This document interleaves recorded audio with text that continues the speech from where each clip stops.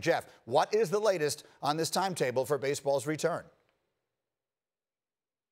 Well, Greeny, the optimistic timetable that teams have been telling their players about is spring training starting sometime around June 10th and games starting as early as June 1st or July 1st. Now, I want to reiterate, that is very optimistic. And teams are incentivized to tell their players, hey, we don't want you showing up to spring training 2.0 with a gut, with love handles, with any of the things that, could happen in quarantine and that all of us are fighting every day. Get ready.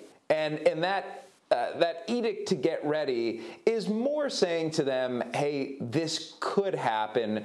But in reality, Greeny, it's going to come down to a few things. How quickly can they get an agreement with the players? How quickly can they get the backing of federal officials? And how quickly can health officials get on board with this as well as they try to sell this plan to the American public? All right, so we started with the when. Now let's work our way to the how. What do we know about how they will come back when they can? Well, the how is what's really up in the air at this point, but there has been momentum from teams pushing for playing games in home stadiums. Now, the reason for this is there are a couple of them. Number one, the convenience of being in home stadiums and keeping players with their families half the time like they normally do. Major League Baseball, I think, rightly believes that players will be more on board with that plan as opposed to a quarantine plan. There's also the fact that regional sports networks that broadcast these games want them to have as major league a feel as possible if there are not going to be fans in the stands, which there won't. And having that ambiance, whether it's of Fenway Park, of Yankee Stadium, of Dodger Stadium, of all 30 major league stadiums, is of import to them. And I hate getting hung up on the idea of set-in-stone dates being sort of these lines of demarcation for the return of the sport.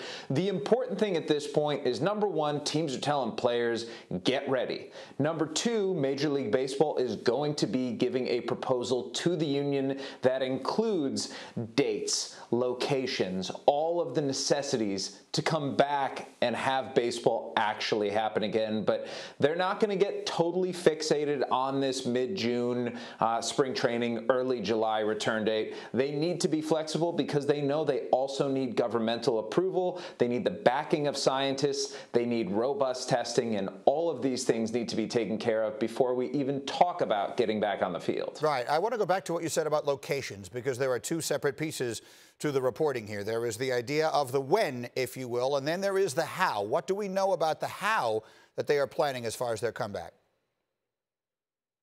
Well, Greeny, we've talked on this show about the Arizona bubble plan. We have talked about the 3 or 5 city hub plan.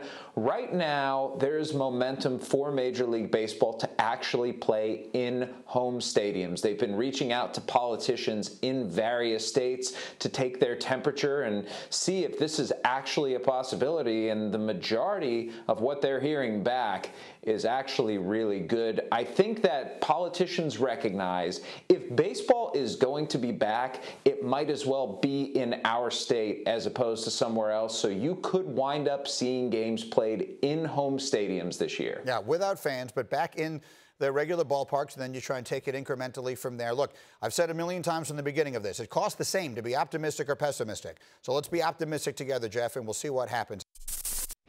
Thank you for watching ESPN on YouTube. For live streaming sports and premium content, subscribe to ESPN+.